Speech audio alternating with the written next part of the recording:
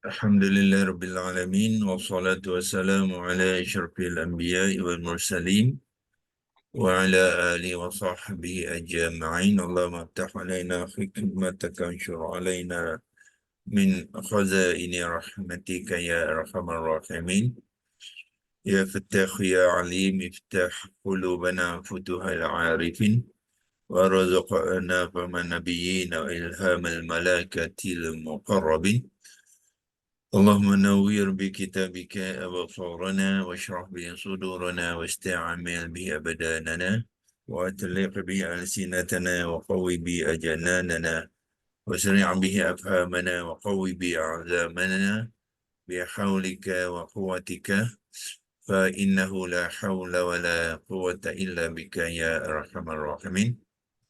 رب اشرح لي صدري ويسر لي أمري wahlul 'uqdatam min lisani yafqahu qawli amma ba'du. Jadi kita sekali lagi mengucapkan kesyukuran kepada Allah SWT yang masih lagi mengaturkan agar kita bersama pagi ini untuk meneruskan pembelajaran kita mengenal asas-asas kalimah-kalimah Al-Quran.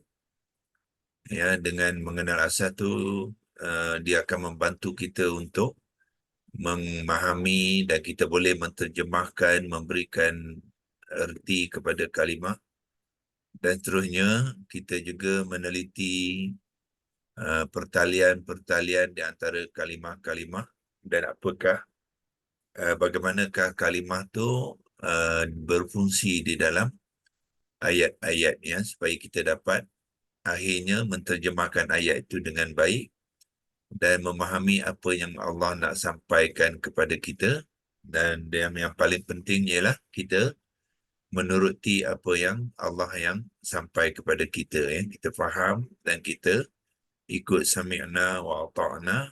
Jadi dengan itu Allah akan menilai, ya, kerja-kerja kita, kehidupan kita dengan penilaian yang baik, ya. Kalau kita membaca Al-Quran tapi kita tidak mengindahkan arahan dan larangan Allah, seolah-olah kita tidak menyahut apa yang Allah suruh, dan bermakna kita tidak mentaati Allah, ya. Jadi penting untuk kita memahami Al-Quran, ya, dengan mengenalkan kalimah-kalimah yang kita baca itu, insya-Allah dalam bentuk apa yang dipanggilkan Quranan Arabiyyan, ya, Quranan Arabiyyan. Hari ini kita sambung lagi perkongsian kita untuk mengenal kalimah bil huda. Di dalam ayat yang ke-16 kita telah pun semalam telah pun berkongsikan penerangan kepada kalimah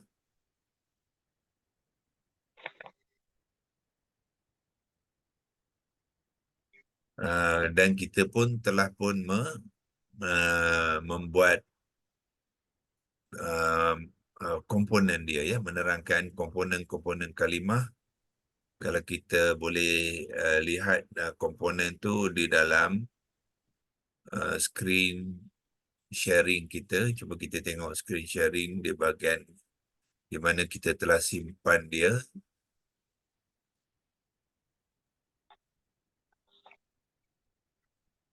Screenshot 20 hari bulan. Yang ini di sini kita telah berkongsikan. Kalau kita boleh edit dia sikit supaya dia kemas, kita boleh cropkan dia, ya. Tuan-tuan kalau nyimpan dia boleh cropkan dia supaya bahan-bahan ataupun maklum tak perlu tu kita boleh ketepikan, ya. Kita ambil yang penting saja di sini saja. Okey, dan kita simpan dia, save. Okey, hari itu kita telah melihat bil huda dan kita pecahkan kepada komponen, 3 komponen B.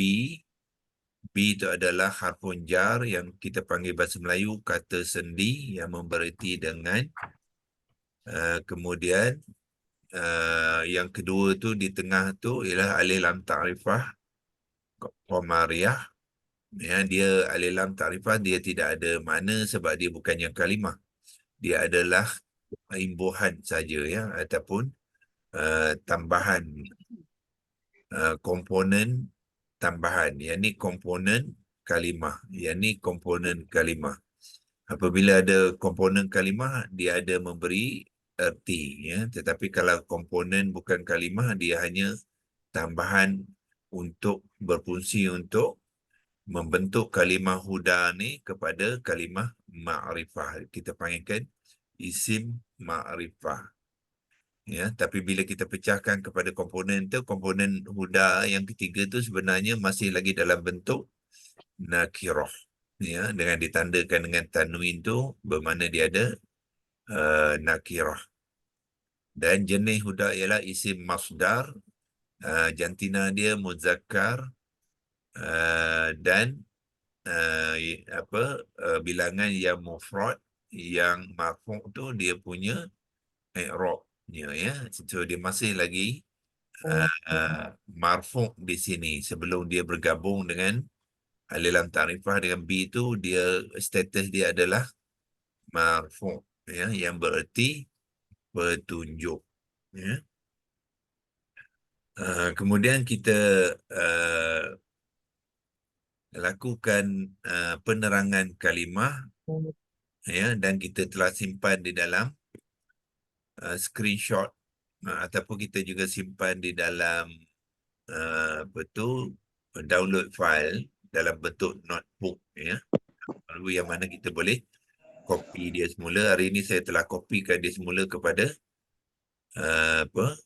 Lexilogos untuk meneruskan perbincangan kita hari ini ya. So yang tuan-tuan lihat di sini tu adalah daripada simpanan kita dalam bentuk notebook. Notebook tu kita simpan di sini ya. Bila kita tekan save ni, dia akan simpan dalam text document ya, yang tuan-tuan boleh simpan di dalam folder download ya. Kita boleh copy dia semula. Okey, sekarang ni kita meneruskan dengan melihat pembentukan kalimah pula ya. Pembentukan kalimah, jadi kita mulakan dengan 3 huruf akar. Kalau tuan-tuan boleh ingat lagi, 3 huruf akar kepada ha, dal, ya atau apa dia, kita uh, uh, lihat sekali lagi di dalam corpus.com, tekan di sini. Tuan-tuan lihat di atas ni, huruf akar dia lah ha, dal dan ya ya. Ha, dal dan ya. Ya ni adalah huruf illah, huruf lemah. So bila dia membentuk perkataan, ya ni akan bertukar kepada alif maksurah ya. So kita ambil saja, nak copy sini pun boleh.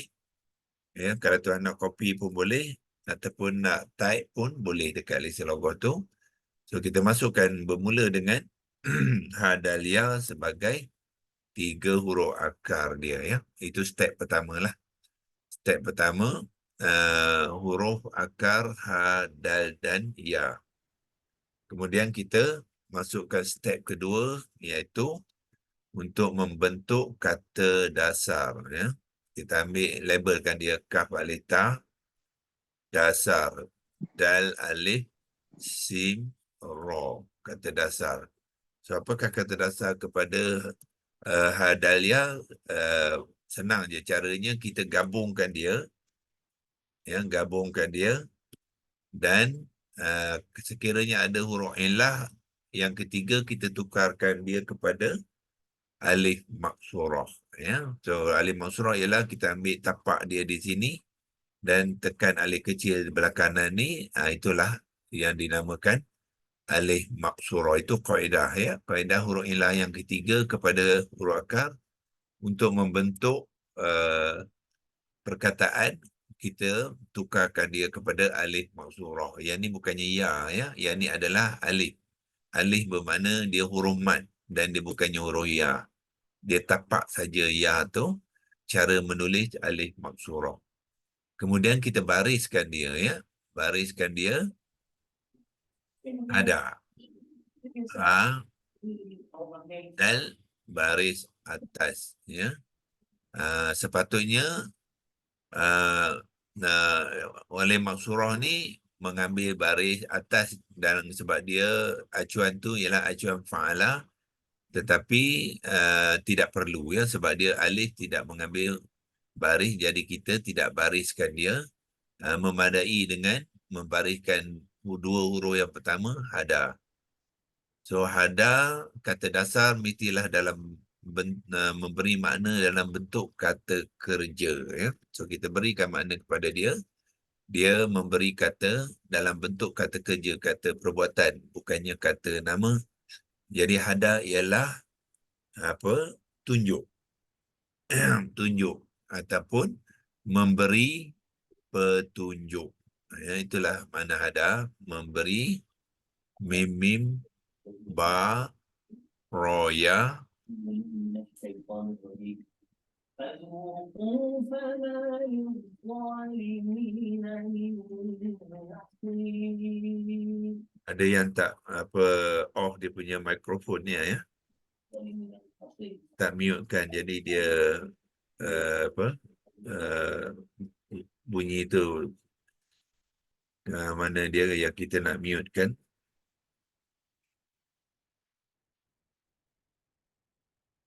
Okey. Memberi petunjuk, fa, ta, waw, nun, jim, waw. Melayu dia tak guna kaf ya, dia guna qaf. Yang ni pun kita juga perlu mengkaji kenapa apa Melayu Jawi dia menggunakan qaf, dia tak menggunakan kaf ya. Dalam Rumi dia K ya, tetapi Jawi dia qaf. Ini satu yang kita boleh buat kajian ya. Petunjuk qaf, bukannya petunjuk. Memberi petunjuk ya, hada. So ini adalah kata dasar. Step kedua. Step pertama huruf akar, step kedua ialah kata dasar. So macam mana tuan-tuan nak mencari kata dasar ya? Dua digital Al-Quran tu boleh membantu ya.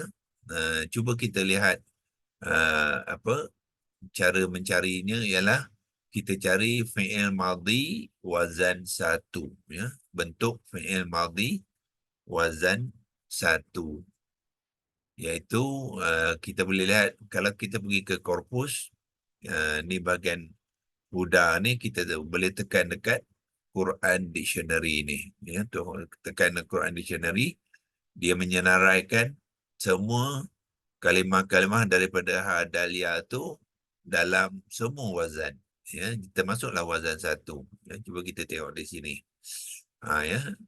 Ni yang di atas sekali ni ya, hada ya. Kalau saya besarkan sikit, tu dia. Okey. Hada ni, hada yang ni ialah alif maksurah ya. Dia tidak tandakan alif kecil tu, ada sebab dia ya, sebab dia mengambilnya daripada ayat tu. Jadi di dalam ayat tu dia alif maksurah telah digugurkan kerana dia bertemu dengan kalimah lain selepasnya. Jadi dia digugurkan alif maksurah ya, kerana dia tidak perlukan alif maksurah tu berfungsi sebagai mad ya, kerana dia menyambung bacaan ya. Kalau saya nak kongsikan tu sebagai contoh, kita ambil bahagian form 1 ni, kita tengok yang mana yang diambil ya. Cari hada. Ni dia ya. So bermakna dia ambil hada tadi daripada ayat ini, di mana hada tu sekarang ni bertemu dengan kalimah Allahu ya. Jadi bila dia bertemu dengan Allahu, kerana terdapat huruf yang sukun di dalam Allahu tu, jadi dal ni terus disambung kepada lam tu. So ya ni tidak alif mat maksurah tu tidak lagi berfungsi ya. Jadi dal terus disambung kepada lam. Hadallah. Alif mat maksurah, alif maksurah mat digugurkan dari bacaan. Di sini hamzah wasal juga digugurkan. Lam ni pun digugurkan kerana lam itulah dimasukkan ke dalam lam yang kedua. Jadi 3 huruf ni ada digugurkan dalam bacaan. Ya, dalam penulisan dikekalkan tetapi di dalam bacaan digugurkan. Jadi bila alif mat tadi tidak lagi berfungsi sebagai mat, maka tanda alif kecil tu digugurkan, ya. Digugurkan. Sebab itulah penulisan di sini tidak ada tanda alif kecil. Ini bukan bermakna tidak ada tanda alif tu ini huruf ya, tidak. Ya, dia ada huruf alif maksurah yang mana tanda alif kecil tu digugurkan, ya. Cuba kita lihat ada tak kalimah yang hada yang ada alif kecil, ya. Uh, kita boleh scroll saja, ya. Okey. Hada ni. Ni dia, ya. Ni contoh tuan-tuan. Ni yang sepatutnya penulisan hada sepatutnya macam ni lah. Apabila kita menulis kalimah hada saja tanpa kalimah selepasnya, iaitu hada alif maksurah dan kalimah di selepasnya tidak menggugurkan alif maksurah sebagai alif mad, sebab dia perlu dibaca sepanjang 2 harakat, ya. Hada wa fariqan, hada wa fariqan. Jadi alif maksurah berfungsi sebagai alif mad, maka alif kecil tu di apa ya, dikekalkan, ya. Macam tadi hadallah, ni yang atas ni dia ni sama, ya. Hadallah, dal tu dibaca secara wasal kepada Allah, dan ni terus disambung kepada lam. Jadi alif maksurah telah digugurkan dalam bacaan. So untuk menandakan dia digugurkan dalam bacaan, dalam penulisan alif kecil tu digugurkan. Itulah, ya, perbezaan. Jadi bila kita nak membentuk kata dasar, kita akan gunakan yang inilah, bukan yang atas ni, ya. Kita ambil yang original dia, yang mana alif maksurah tu sebenarnya ditandakan alif kecilnya. So kita copy di sini, ya. Kita copy. Lepas tu kita pergi ke leksi logos tadi. Kita ambil yang ni sebagai ada pun, ya, kita telah buat pun. Itu nak confirmkan saja, ya. Jadi dia ada alif maksurah tu ditandakan alif kecilnya. Itulah sebenarnya fi'il madhi maklum wazan 1 hada, ya. Jadi kata dasarnya pun akan mengikut penulisan yang sama, ya. Okey, so sekarang ni kita nak membentuk step ketiga, kita nak membentuk kata terbitan, ya. Kata boleh pinjam sini lah. Kata copy saja, bawa ke sini. Terbitan, taro, ba, ya, ta, non. Itu dipanggil kata terbitan. Ya, kata terbitan, kita kata terbitan dia mesti dalam bentuk kata nama, sebab dalam kalimah itu mengambil bentuk isim masdar wazan 1, ya. Jadi dia mesti mengambil bentuk isim masdar wazan 1 sebagai kata terbitan, dan kita telah menerangkan semalam pembentukan dia, dia tidak mempunyai acuan, ya. Isim masdar wazan 1 ni dia tidak mempunyai acuan. Kalau tuan-tuan lihat di dalam template kita, ya, isim masdar wazan 1 belah kiri sekali ini, isim masdar wazan 1 dia menggunakan kaedah sama'i, dia tidak ada acuan, ya. Sama'i bermakna orang Arab bercakap petunjuk, dia kata apa, hudan. Dia bercakap ataupun menyebut kalimah tu tanpa acuan, ya. Itu dipanggilkan sama'i. Jadi kita boleh gunakan kaedah tu untuk menerangkan di dalam proses pembentukan kalimah kita, kita masukkan sama'i itu dalam bracket supaya dia memberi panduan kepada kita. Pembentukan dia tidak mempunyai acuan, ya, acuan. Jadi dengan sama'i itu dia hanya dibunyikan sebagai hudan, ya. Hudan ialah ha baris depan, dal tu bertanwin. Sebab default kata terbitan isim mesti dalam bentuk nakirah, belum lagi makrifah. Hudan, okey, dan di hujung tu apabila hudan, ya,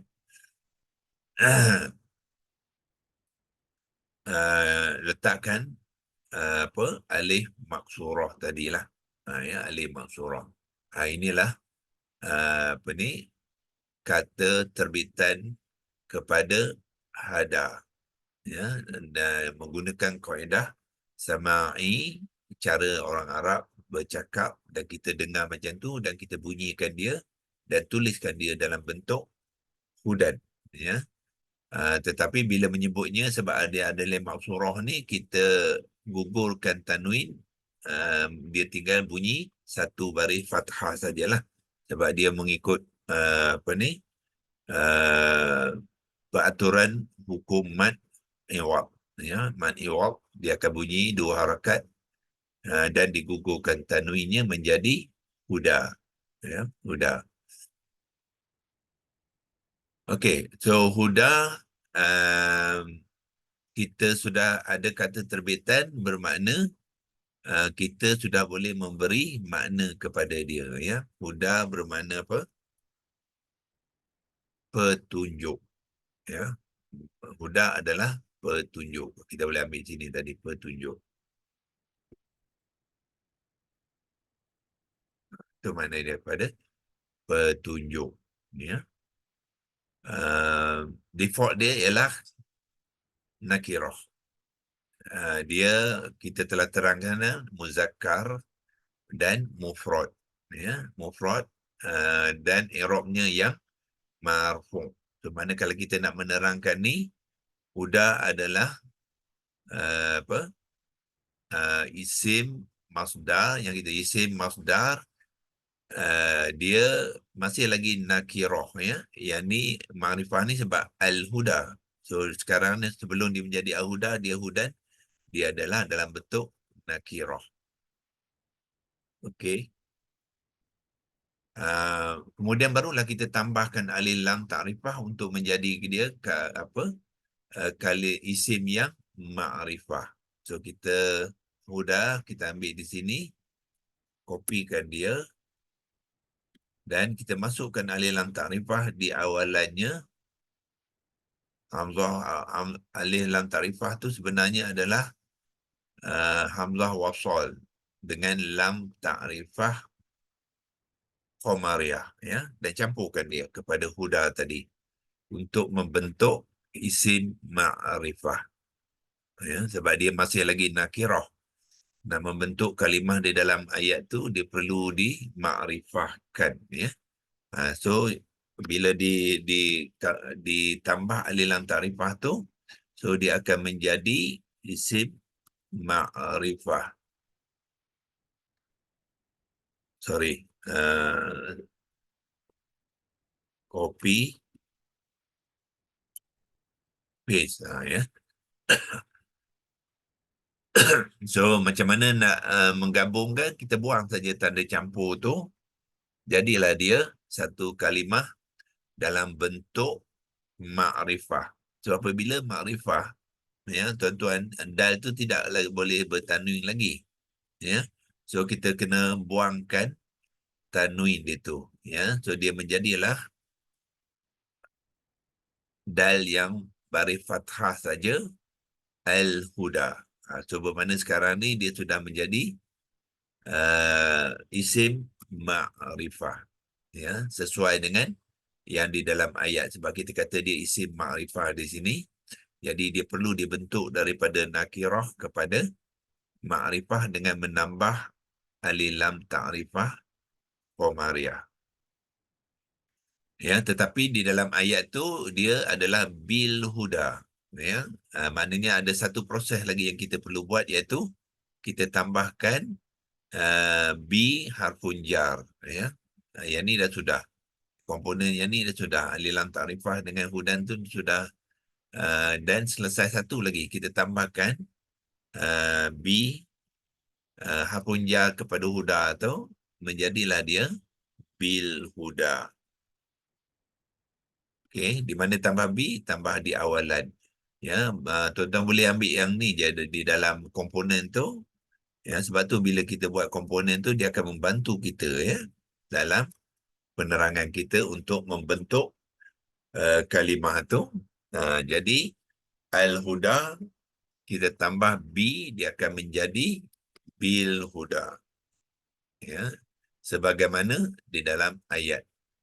So akhirnya dimiliki sama dengan kalimah yang digunakan di dalam ayat itu. Itulah tujuannya kita membuat pembentukan kalimah tu, supaya kita jelas ya apakah sebenarnya kalimah. Kalau kita tak buat pembentukan kalimah ni, sebenarnya dia masih lagi sama-sama ya.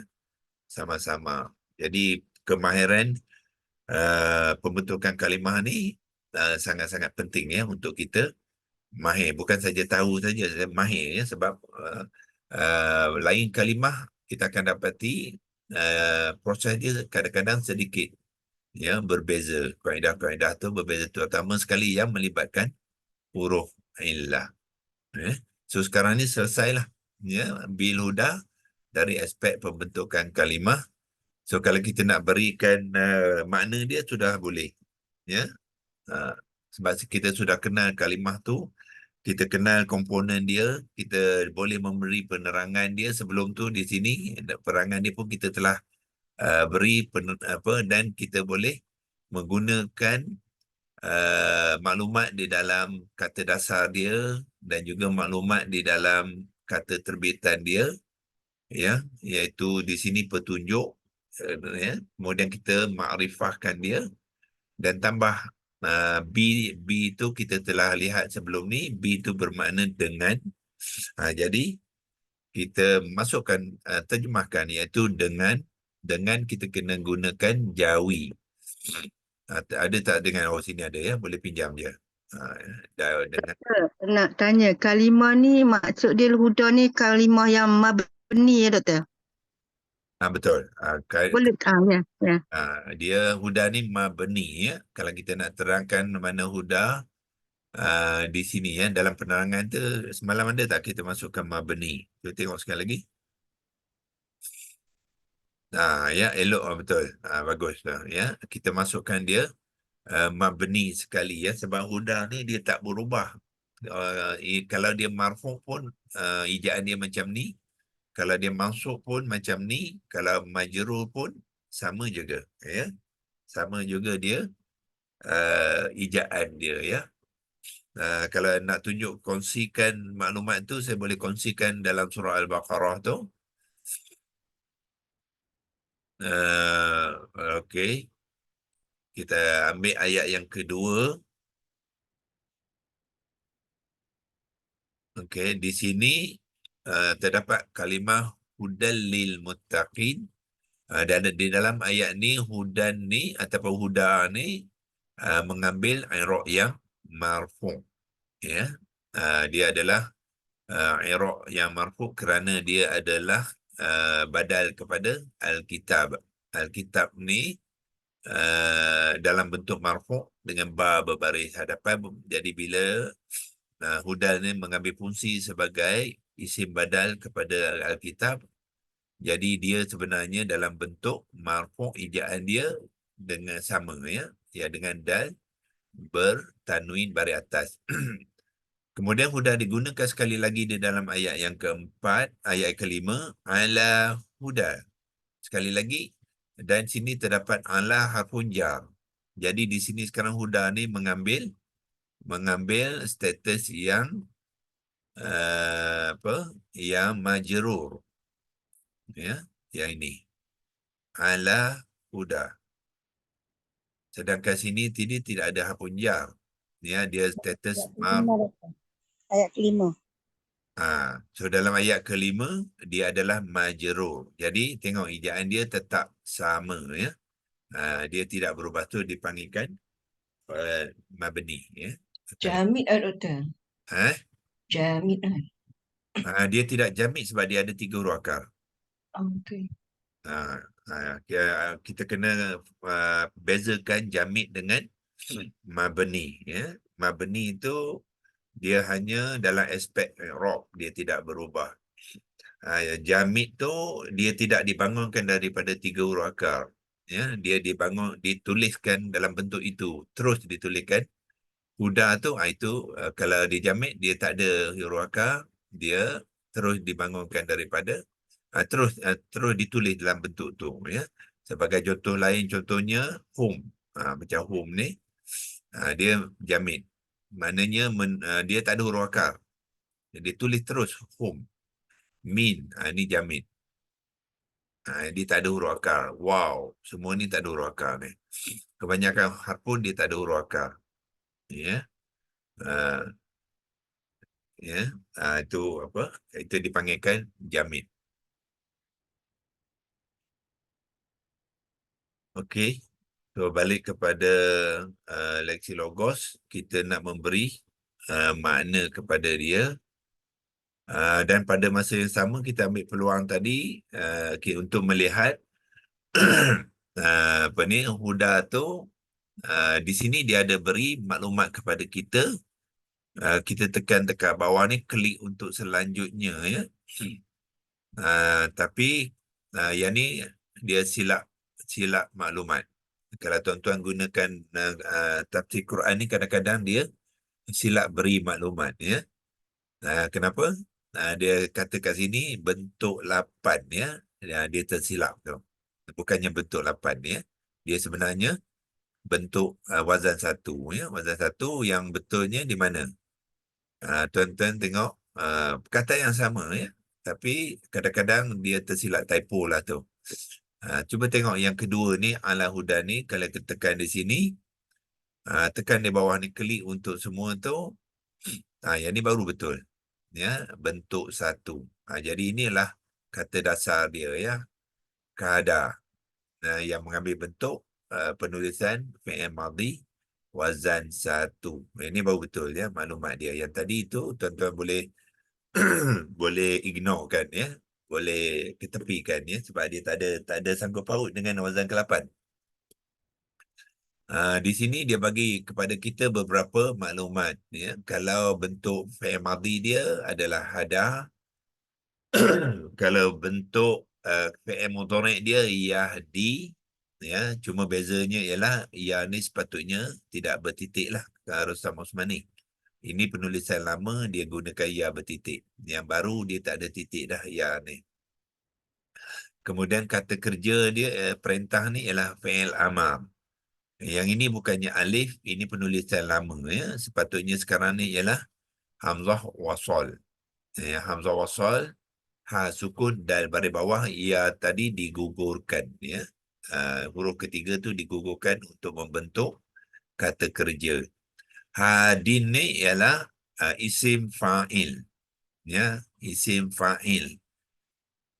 Dan mahdi ya, mahdi ni ialah passive participle. Ini dipanggilkan isim maf'ul ya, isim maf'ul ya. So asalnya ialah mahdiyun, tetapi biasanya akan disebut sebagai mahdi ya. Dia sebab dia bentuk pasif ya, participle. Dan hada, yang ni dia hada, huda, huda ya.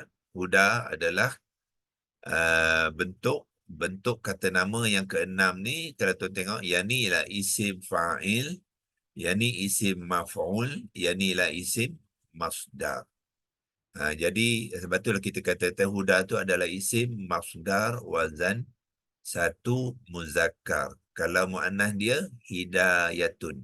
Itu isim masdar wazan 1 muannas. So daripada huda nak menjadikan muannas, dia mengambil bentuk hidayatun. Yang kita kata hidayah tu, itu adalah isim masdar, ya.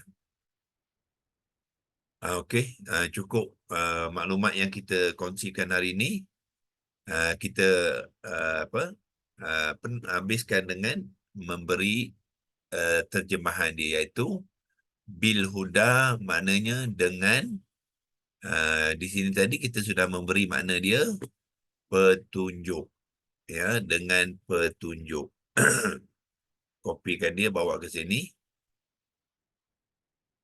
Makrifah, kita masukkan itulah. Itu alif lam ta'rifah tu dia boleh memberi makna itu tu maknanya kita dah kenal pasti. Maknanya bukannya satu yang umum, tetapi dia suatu yang telah kita pernah kenal pasti dengan petunjuk itu. Kalau nak guna petunjuk pun boleh, tapi lebih tepat dengan makrifahnya kita masukkan itu. Ya, itu Melayu dia je alif ya dengan ta, ya, dengan petunjuk. So bila kita kata dengan petunjuk itu tu maksud tu kita sudah tahu, iaitu petunjuk yang berlandaskan Al-Quran, ya, Al-Quran dan Sunnah, iaitu agama Islam lah. Jadi dalam konteks ayat tu bermakna apa yang berlaku ialah so kita kita simpan dia dulu sebelum terlupa. Kita simpan dia dulu. Dua cara nak menyimpan itu dalam screenshot, ya. Yang keduanya, savekan kat sini, tekan di bawah ni save, dan masukkan ke dalam download. Jadi tuan-tuan boleh tekan bahagian download ni, ya, dan dilabelkan file dia, nama hari inilah latihan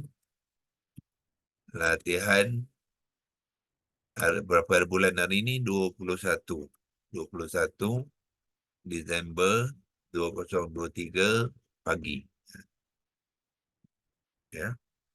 So dia akan simpan dalam bentuk text file, ya. Text file ni boleh diguna copy balik kalau nak guna, ya. Jadi savekan dia. Lain kali nak cari dalam download. Contoh semalam kita simpan ni dalam folder download ni, latihan semalam 20 hari bulan tu. Simpan dia. Sudah, ya, sudah selamatlah dalam folder download tu, ya. Okey, kita tutup dengan melihat balik konteks bil huda tu di dalam di dalam ayat, ya. So kita pergi balik kepada ayat